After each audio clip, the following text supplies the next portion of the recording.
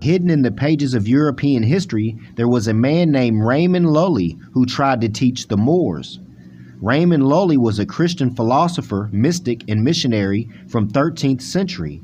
He lived during a time when the Moors, the noble descendants of ancient Islam and Asiatic civilization, were still influencing Europe through science, law, and spiritual knowledge. Raymund Lully believed it was his duty to teach Christianity to the Moors. This was not just a misunderstanding, it was a spiritual error. He attempted to convert the very people who had preserved divine knowledge during Europe's dark ages. He failed to realize that the Moors were not lost, they were cut off by colonial and religious oppression. Instead of acknowledging the light of Moors already had, he tried to impose Christian dogma, a religion not even taught by Jesus himself. And in doing so, Lully became a symbol of the misdirected missionary effort. He taught monks Arabic so that they could challenge and debate Muslim scholars, not to understand them, but to persuade them to abandon their heritage. While he rejected violence and tried to use logic and philosophy, he still operated under the false assumption that the Moors needed saving. Lully trying to teach Christianity to Moors was not a noble effort, it was a grave misunderstanding of who the Moors truly was. The document describing Lully's life calls him the first initiate after St. John.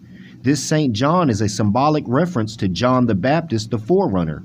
John the Baptist was the voice preparing the way for the light to come. Likewise, Lully, through error, was part of the preparation.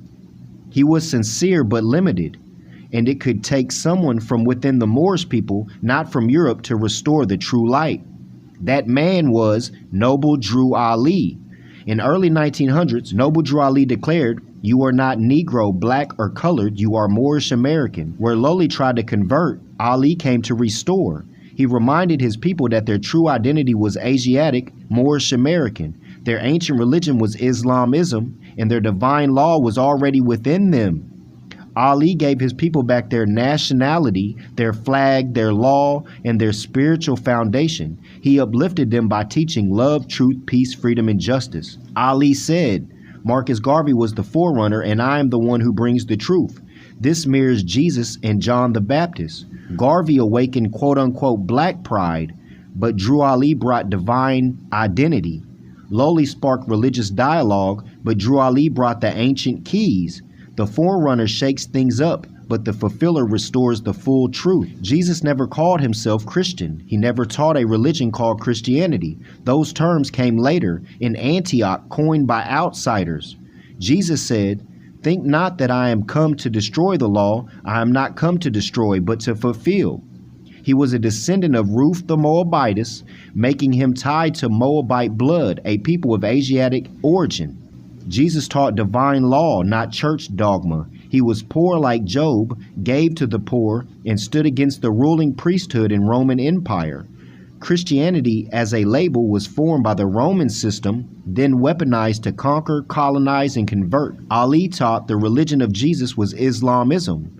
Islamism is not Arab nationalism. It is the original faith of the Moors, of divine law and order, long before Rome distorted it. We must return the Christianity to the European, for it is not our own, Ali said. He gave his people back Islamism, the true ancient science of self, peace, and law.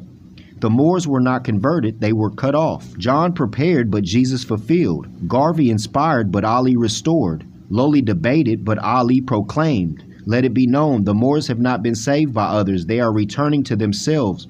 Noble Drew Ali said, "Act according to love, truth, peace, freedom, and justice. And in that, we rise." I leave you in love and peace. Divine honors to Prophet Noble Drew Ali and the Moorish divine and national movement of the world.